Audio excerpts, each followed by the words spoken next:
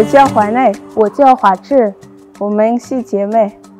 我是法红，我是华黄，我们是兄弟姐妹。我是瓦杰，我是瓦伟，我们是姐妹。我想出家，是因为我想了解佛法，也想帮助所有的众生。我想当出家人，是因为我想帮助所有的众生。我想出家是因为想感谢和尚爸爸，也想帮助所有的众生。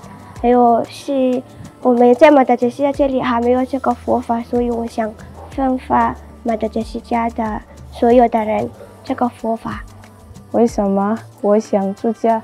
是因为这个娑婆世界太苦了，还有想发佛陀的智慧，让所有的众生知道，也想利众生能到解脱。我想要出家，是因为在这个娑婆世界，很多人做坏事，所以我想发给他们佛陀的智慧，让他们不做错误。谢谢大家，感谢大家。阿弥陀佛。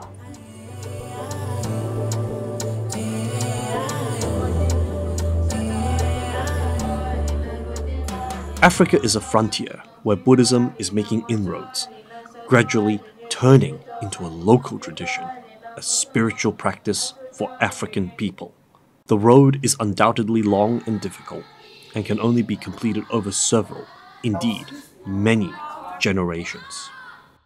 Yet the diffusion of the Buddhist Dharma in several African nations is one of the most exciting and important developments in the Buddhist world. This is largely thanks to the efforts of Amitofo Care Centre, or ACC.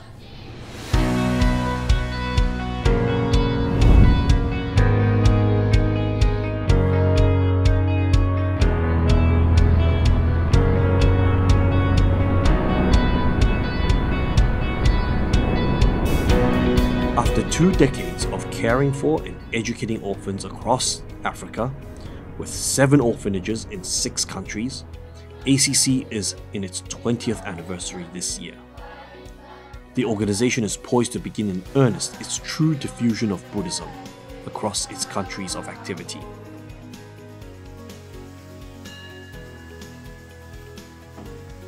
Its building of a new non-sectarian Buddhist practice center in Madagascar is categorically different to the orphanages that ACC has established in countries like Namibia, Lesotho, and Malawi. Along with Madagascar, these are the other countries that we will be visiting in this documentary. Everything begins with foundation, and this beautiful hill overlooking many trees and forests is as good as any place to begin the foundations of Xianmi Foshueyuan, a project by ACC to truly make Buddhism a local spiritual tradition for Madagascar and for Buddhist practitioners all around the world. The projected completion time is 1 year, which is extraordinary to say the least.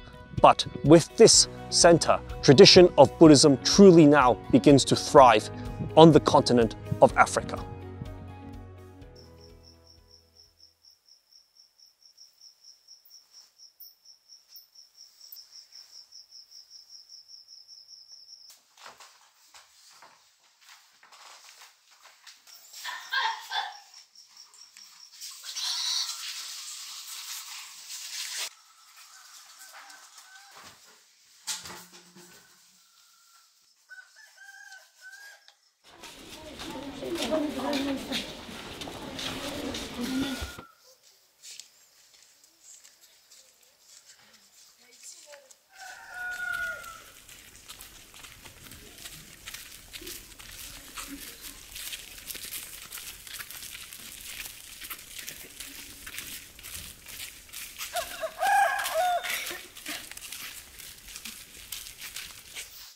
The new non-sectarian Buddhist practice center in Madagascar will be called Xianmi Foshueyuan, or Xianmi Buddhist College. As yet, there is no direct English equivalent, but Venerable Hui Li is determined that the center be not only international in character, but also non-sectarian, welcoming practitioners from all places and all backgrounds.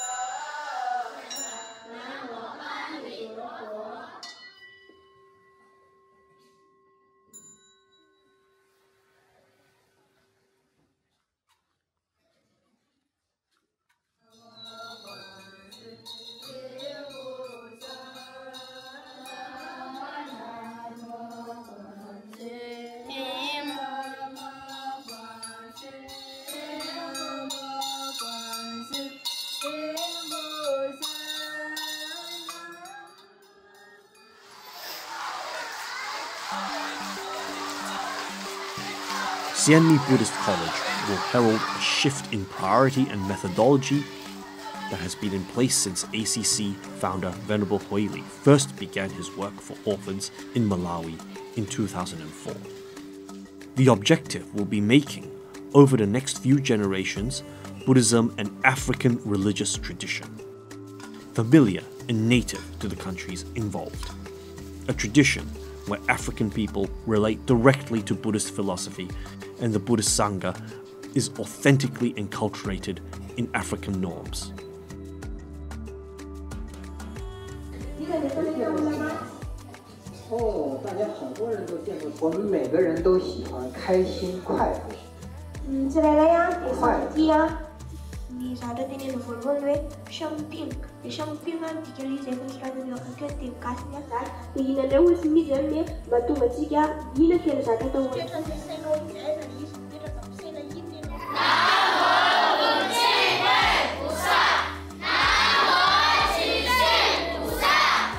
We start our journey in Madagascar, an island nation home to some of the most unique flora and fauna in the world.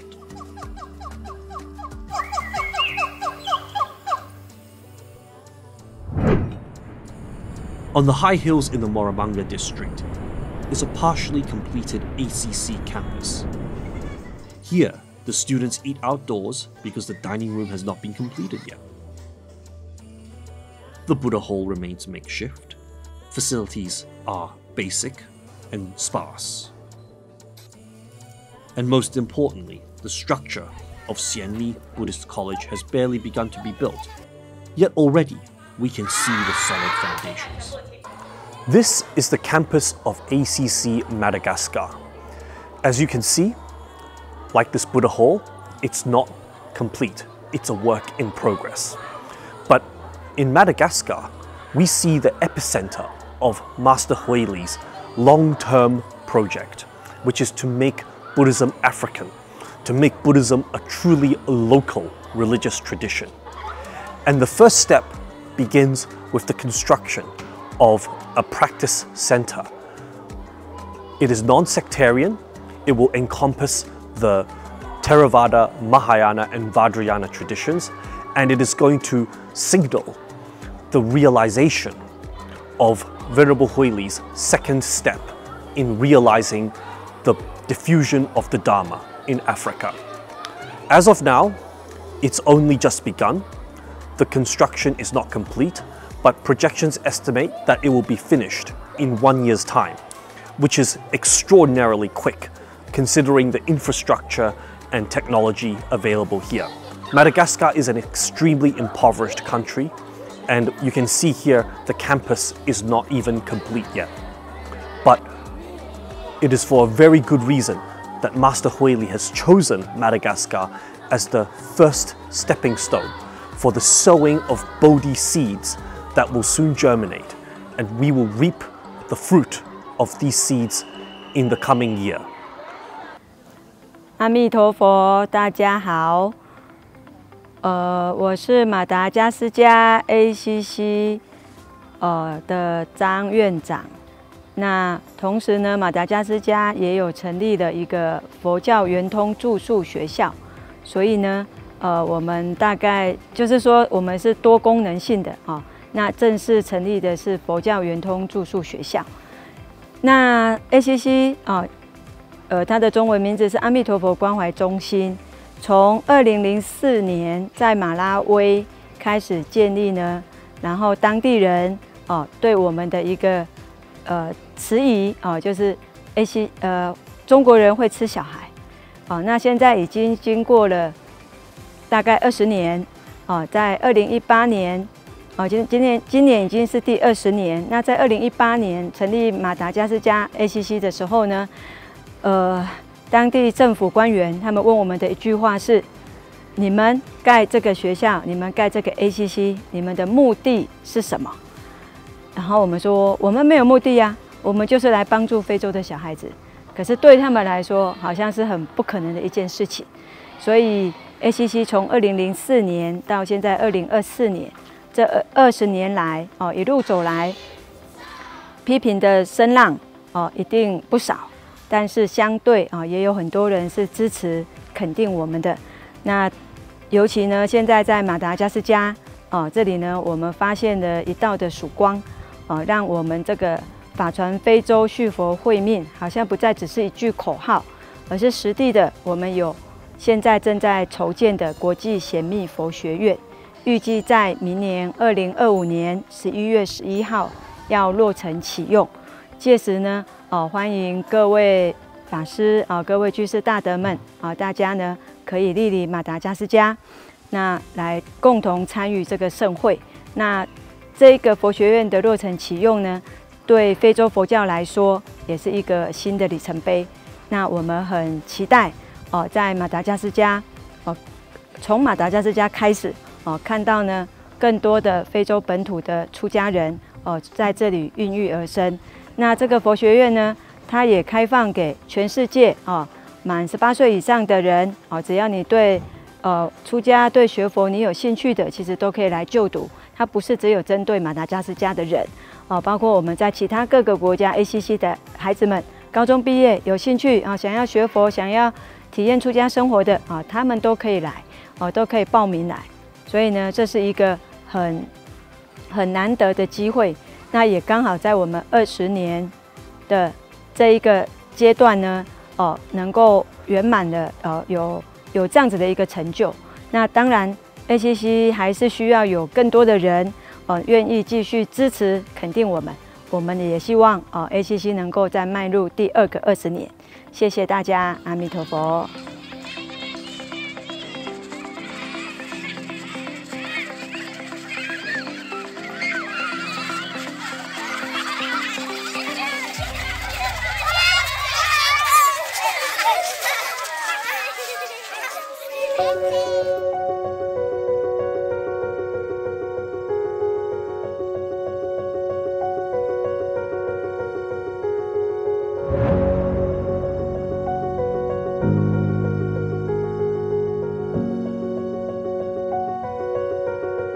ACC's work spans the entirety of the south of the African continent. The stars in the sky glimmer in stunning, awe-inspiring fashion, a blanket of gentle celestial lights. The sun is generous, nourishing, and mighty.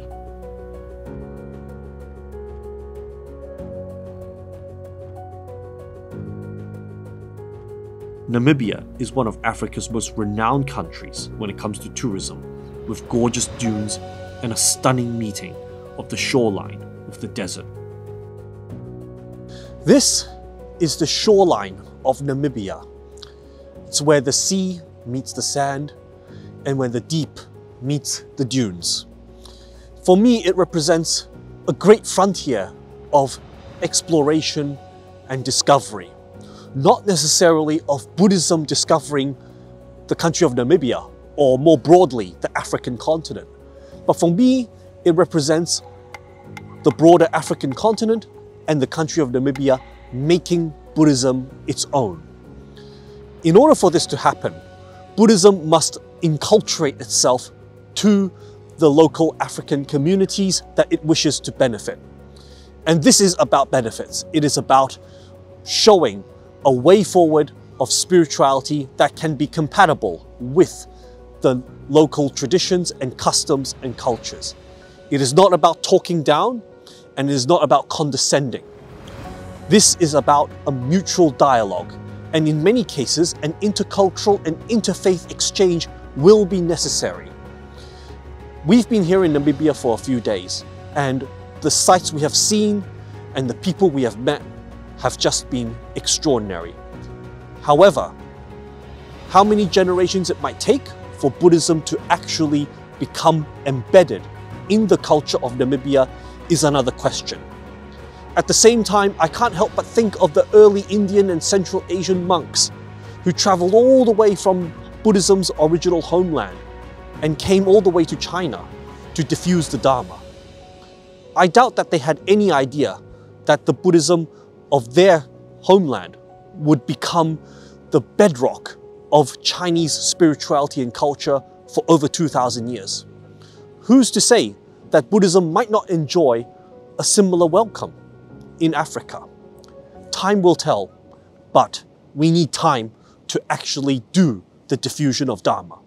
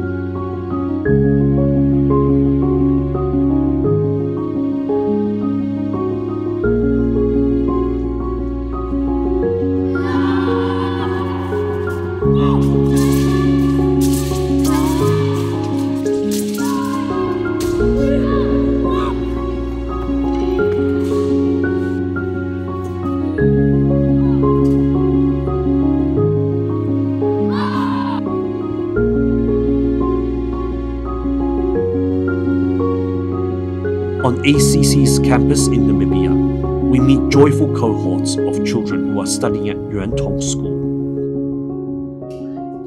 Each campus in each country have different names for their schools, but they are all highly respected for their quality in educating youngsters.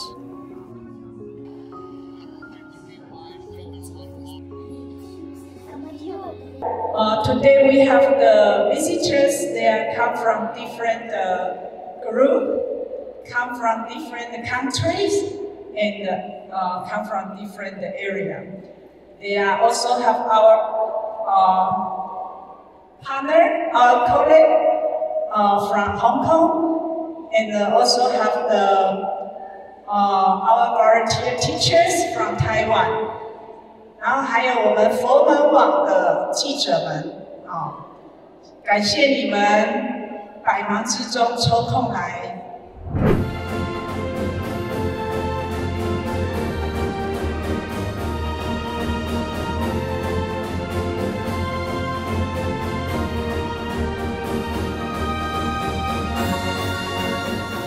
Here in Lesotho, the terrain is incredibly scenic. On the campus, children play football in the shadow of a stupa. And the main hall of the campus is modeled after the traditional hat worn in Basotho culture. The director of ACC Lesotho is an extraordinary person. Pearl Wu's late father shared a long-standing bond with Venerable Hui Li, a person of two worlds and cultures, her father having married a member of Lesotho's royal family. Pearl encountered a degree of backlash in the first year of her tenure from aspects of Basotho society.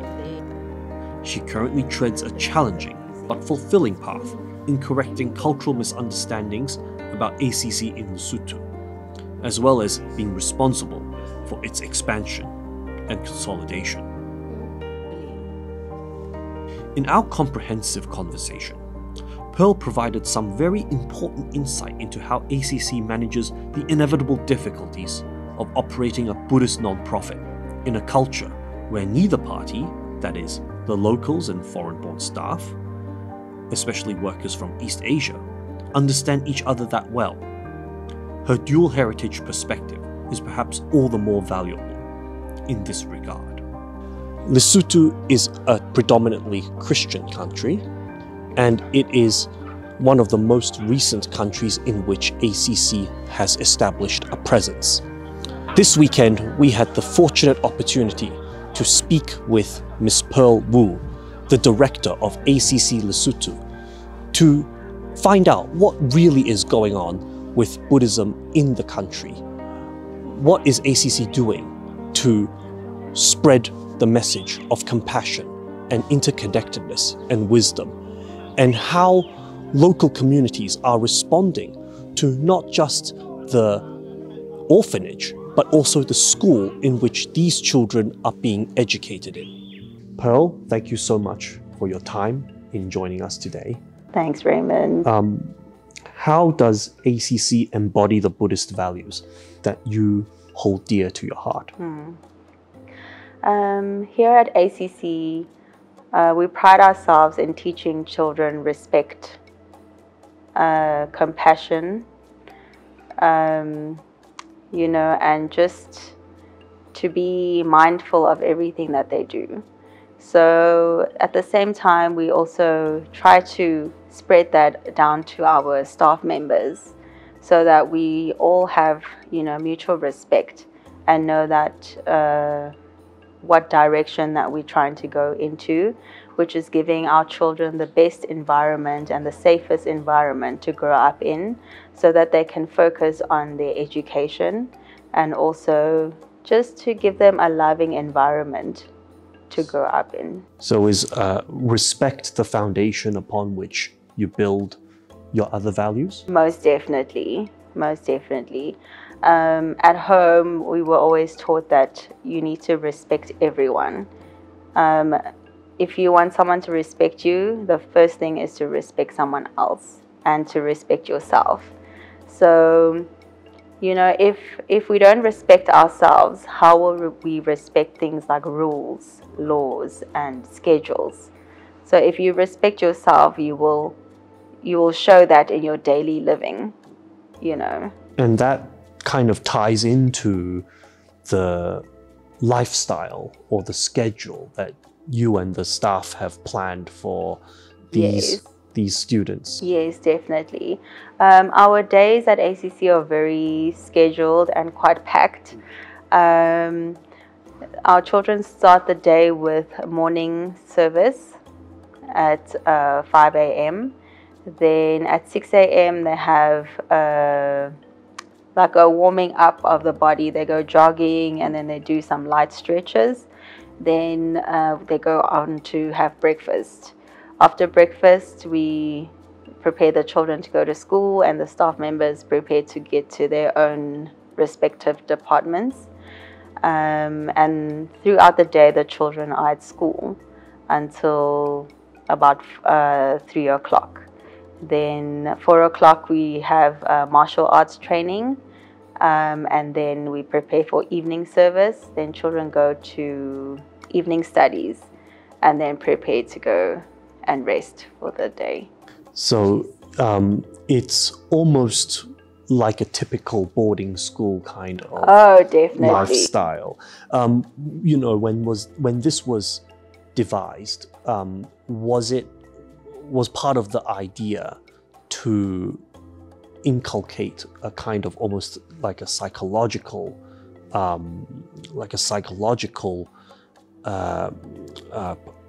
preference or grounding in a regular schedule, for stability, for regularity?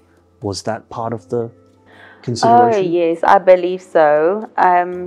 Because children who have a set schedule tend to be more disciplined in their daily activities or how they go about their lives. So I think having a set schedule, it doesn't only assist us with the children, but also with the staff members. Everyone knows what they're supposed to do at a certain time at any given day. Although we do have some free time that we give the children over the weekends. So from Saturday after 12 o'clock, the children are free to, you know, to play around and be more relaxed. And because, I mean, children do need time to be children, yes. But definitely having a set and a structured day does help us with discipline and having children be more grounded, yes, in you know, in everything that they do. Yeah. We were just talking about lifestyle, and before this interview, you even shared with me about how you have presented Buddhism as a kind of lifestyle in Lesotho. How has presenting Buddhism as such helped to change local perceptions, perhaps, about Buddhist practice and Buddhist ideas? Yes, Buddhism is actually a lifestyle that we choose to live, because in Buddhism it's important to have a clear mind. And how do you do that? You meditate. So in actual fact, the children meditate every day, at least twice a day, and it does assist us, help them become more grounded and also be more relaxed and less agitated, you know.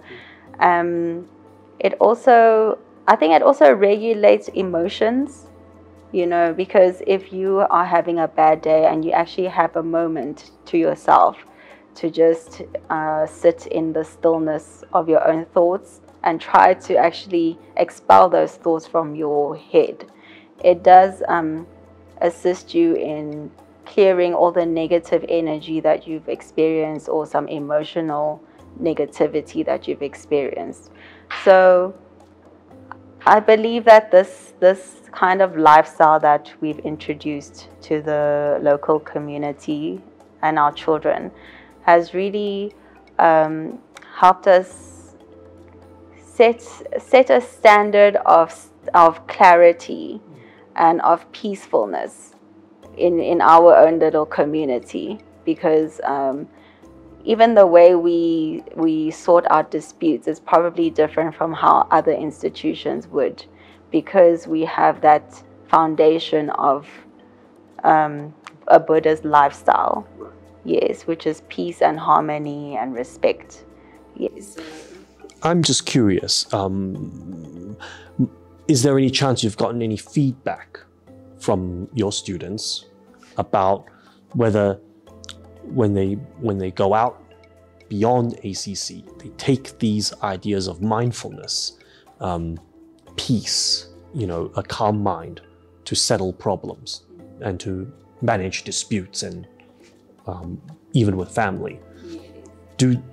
Does anyone tell you, you know, that it has made a difference when they go back home or go out into society? Yes, we have had some feedback from students who are now at university or working.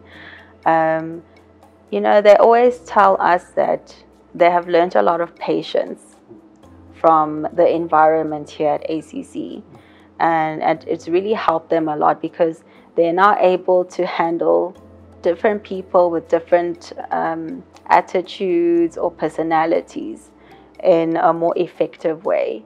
So, you know, I believe that that's a life skill that's very necessary, especially when you move out into the world and you are independent and there's no one around to guide you on what to do. So I think that ACC has really set a good foundation, both in the spirituality of the children and also in, you know, their personal lives and professionally. That's great. Let's talk a little bit beyond ACC. As the director of the center here, you have to liaise with many different segments of society, government, and institutions in the country. In your observation, has Buddhism become at all more visible or recognized in Lesotho society over the years, even with things like mindfulness meditation or anything that you can share with us? Oh yes, definitely. There are various institutions that I know about. For example, the National University of Lesotho. They have introduced holistic well-being into, you know, their curriculum. And also in the religious studies, they learn about Buddhism. And recently they had asked us if they could join us for a day here at ACC to see how a Buddhist institution, you know, lives throughout the day, what activities we do. And we actually taught them meditation. We had a class for about an hour just on meditation and teaching them various styles of meditation. We recently had a monk as well that we brought to the National University of Lesotho to give a lecture on Buddhism, and it was quite successful. I think there were over 500 people. 500? There. Yes, that's a lot. Yeah. That's a lot.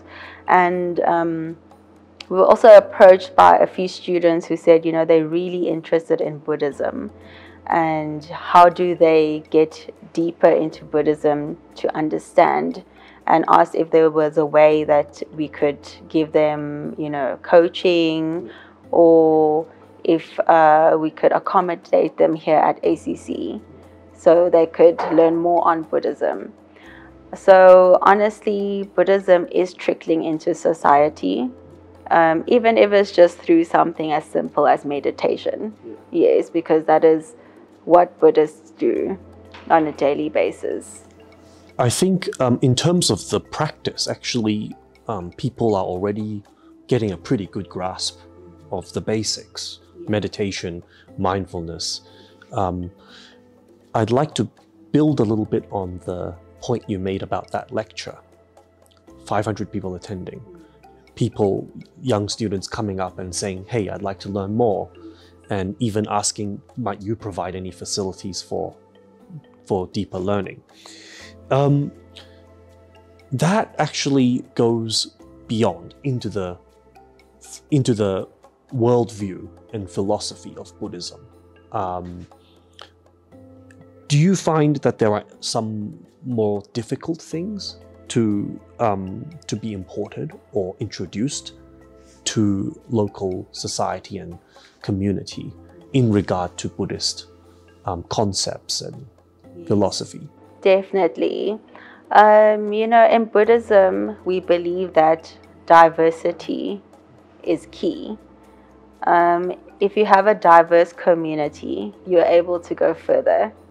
So I think in the local communities, we need to teach acceptance of different people, because in Buddhism, we don't discriminate. We accept everyone, even if you're from a different religious background or you're different religious faiths or beliefs.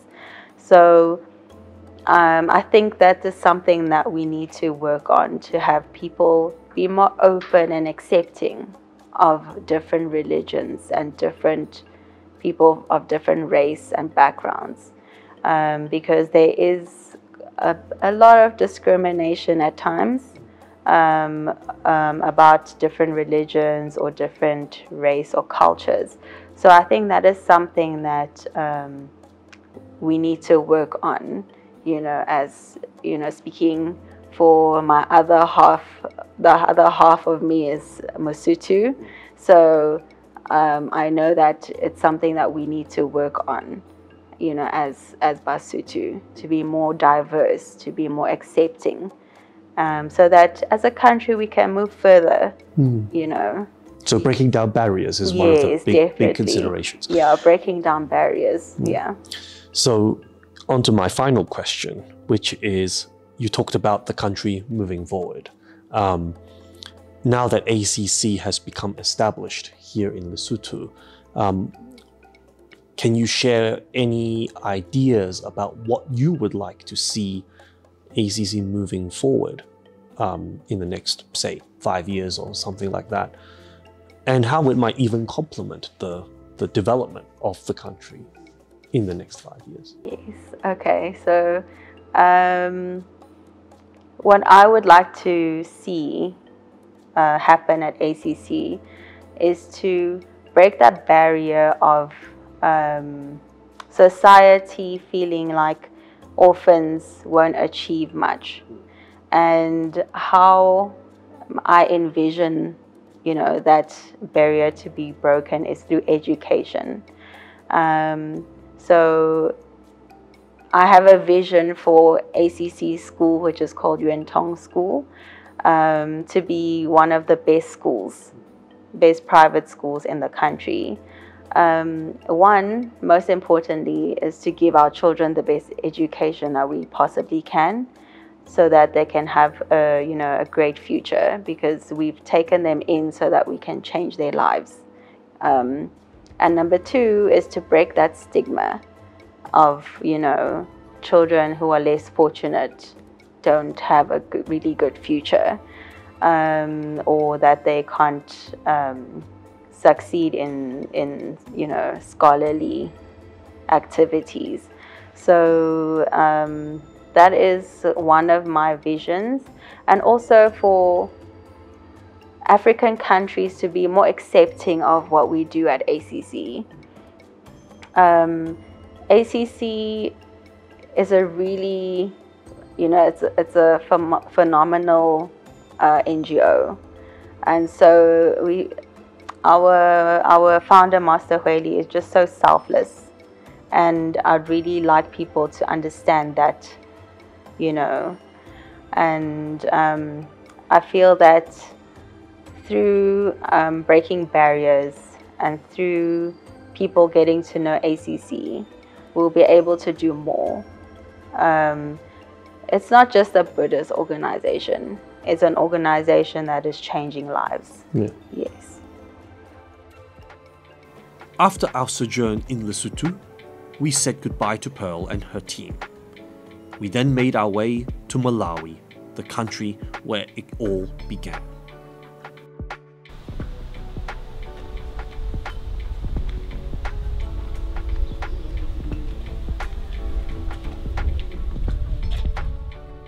This is a homecoming of sorts. Malawi is a small, landlocked country that served as the springboard for Venerable Hui Li's ACC back in 2002. In 2002, Malawi was the only nation whose soil hosted ACC's monastics. Now, ACC spans 6 countries with 7 branches across the continent. We visited Malawi last year in 2023, but this year we returned to meet with founder Venerable Hui Li, and also to interview Simon Masalko, whose Dharma name is Bun Singh. Simon was among the earliest cohorts of ACC students and graduates. In his interview with us, he tells a deeply personal and insightful story that reveals just how foreign Buddhism remains culturally for Malawians and the challenges Buddhists face in the country. This story has been unfolding for over 20 years, since the founding of the first Amitofo Care Centre in Malawi. But up to now, all the centres across the African continent have been primarily orphanages and schools, meant to nurture and educate the children under ACC's care. But now, with the 20th anniversary of ACC and the building of a new centre in Madagascar, meant primarily for practice, for Dharma practice, the true phase of Amitofo Care Centre's work in Africa is about to begin. Yeah, I was saying, regardless of the challenges the Buddhism faces by name, by the concepts, there are other aspects which you will see the community has somehow given in that Buddhism can exist in Africa and in Malawi. Right.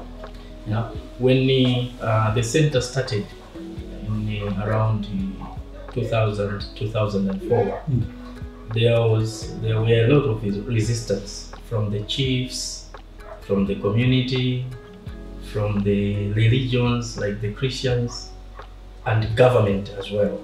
They were resisting to accept the center as a center for teaching the children, the orphans, teaching them a different religion as Buddhism.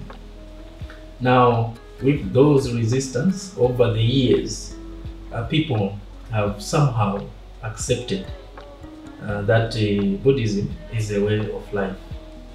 Buddhism, it's a teaching. Buddhism, it's a religion, and Buddhism, it's a philosophy. From the beginning, it wasn't easy in that way. It's not still easy, but over the past 20 years, you see we have existed here in Mapanga. There is another center existed somewhere in the Lilongwe. Meaning, regardless of the differences, people are opening up and embracing that there is a different religion which also teaches a better way of living, like Buddhism. This is how I see it now, comparing to 20 years ago, like in 2000, 2004, where we were really afraid that the government it's going to shut down the center. Because even the government, most of government people are Christians, and some of them are Muslims. Two types of dominant religions, which everyone has accepted that this is a way of life. This is our religion. Why bring a new religion? So with time, I can say there has been some acceptance that there is a new religion, which is Buddhism, and you can see that families were not accepting to give the center their children. They were saying they are going to be eaten there. They are going to be turned into monsters. We've heard some wild stories about them. Yes, a lot of stories. By the beginning, no one was willing to give their children to come. Every time and again, you hear stories. Every time and again, you hear relatives are outside. They want to take their children. They are afraid. So a lot of rumors. But I've seen with time, things have changed. Things have changed.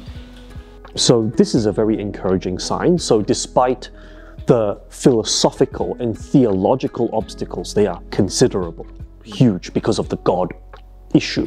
Yes. But at the same time, as you've said, the government didn't shut ACC down.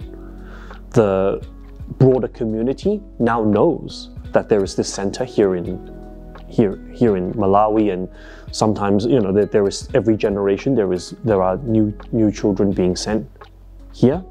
So there has somehow been this acceptance. Yes. Whether it be political or social. Yes.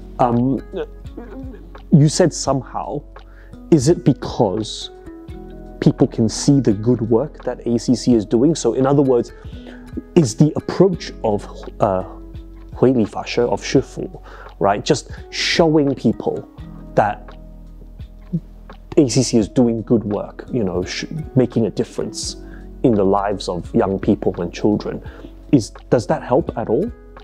Or is it something different? I'm just trying to...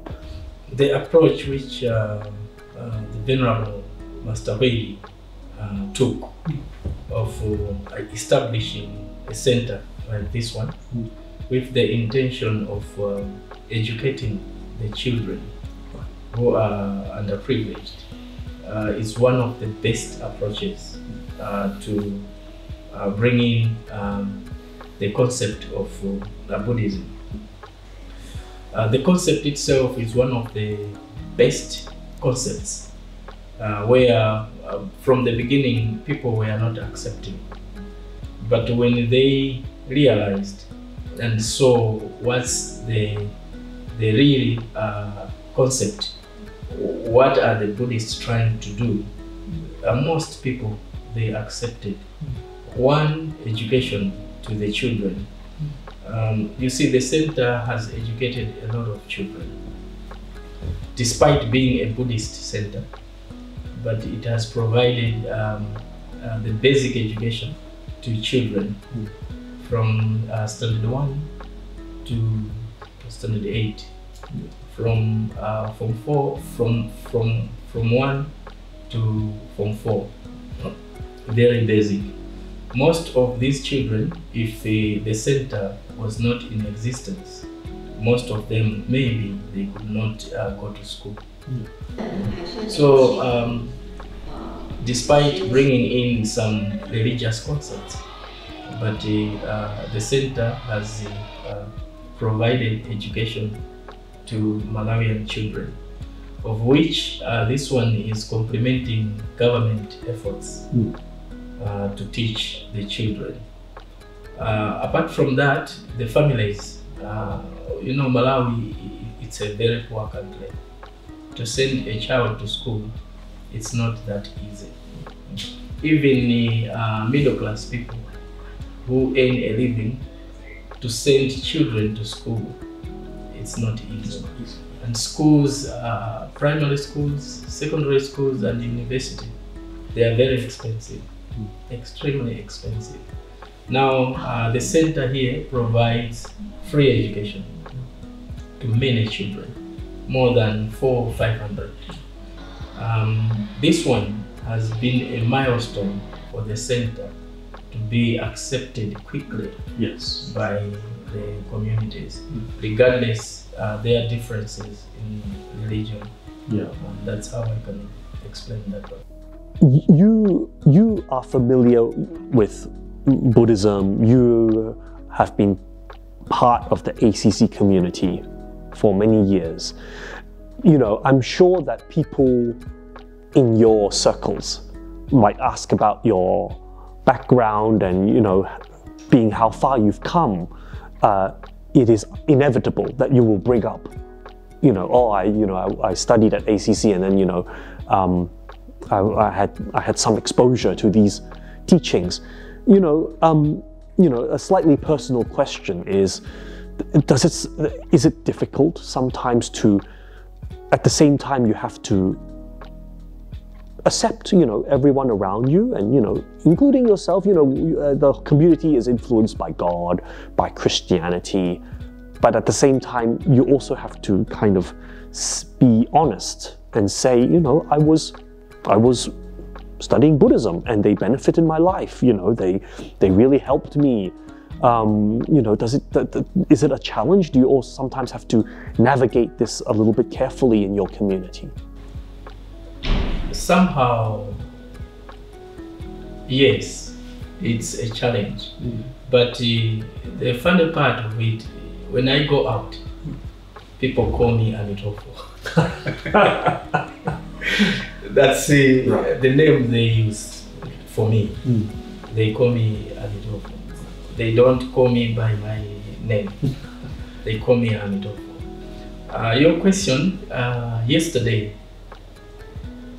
we were at my home, my father's home, my mother's home in Lilongwe. I went with my wife and my 2 daughters. In the living room, there is a statue of Avarokite's father. Right. One statue, the big one. There are 2 small statues of Buddha. Then my wife said, "Why are you keeping these?" Then I say, "It's where I've lived." My background, coming from a Christian background, after Christianity, I had an opportunity to study a different religion, which is Buddhism.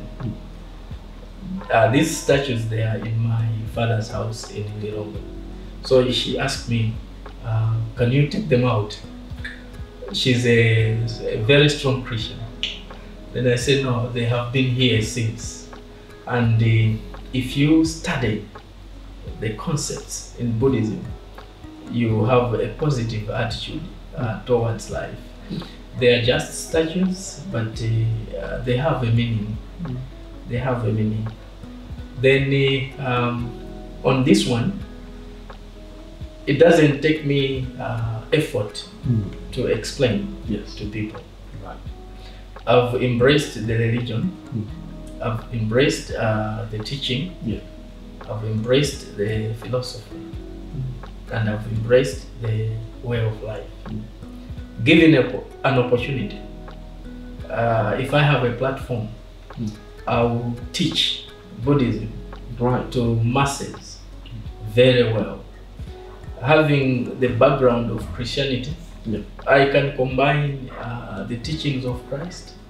I will combine the teachings of the Buddha and give them out to the people. Sometimes when you face one direction, you don't know what is in the other direction. This is how humans we are. We only see one direction. We cannot know what's in the other direction. As for me, I have that opportunity. Yes. I have several directions. I have a Quran. Someone gave me a big one. I read the Quran. Right. I read the teachings of the Rastafari. Yes. I read the Bible. I read the sutras. Yes. So from my point of view, I have broader knowledge in all these prevailing religions. Right. So sometimes when I approach a Christian, we discuss things. I understand how I should handle myself from the Christian point of view. Right. Because I know they have a lot of resistance towards concepts. So I have to balance and I have to see how to explain myself in these religious concepts. So for me, I don't find any problem to explain myself that I've been in a Buddhist institution. Yes. I've grown up with Buddhists. I've been in Taiwan learning Buddhism. Yes. I've been in South Africa learning Buddhism. Yeah. I've been in Myanmar learning Buddhism. So on the Buddhist part as well, I've learned like the Mahayana Buddhism, and I've learned the Theravada Buddhism. Absolutely. Yeah, so I have a broader overview of Buddhism, Christianity, and the other religions. Simon's conversation with us reveals that Buddhism has a long, long way to go before it is remotely considered to be a mainstream part of Malawian society and culture. This probably applies similarly to other countries. It will take a long time, but it has made a start. The doctrine of skillful means, or upaya, called upon Buddhists to be true to the spirit of not only gentleness and non-violence, but also to the idea of 84,000 Dharma gates for countlessly diverse sentient beings. Africa's cultures also summon Buddhists to reflect meaningfully on the idea of skillful means. Last year, my documentary of ACC shared the stories of not only the children living at the orphanages, but also of how ACC alumni of diverse ages have moved on their unique paths and professional lives. In this documentary, we've tried to show how the gradual introduction of Buddhism into African nations is a bigger question.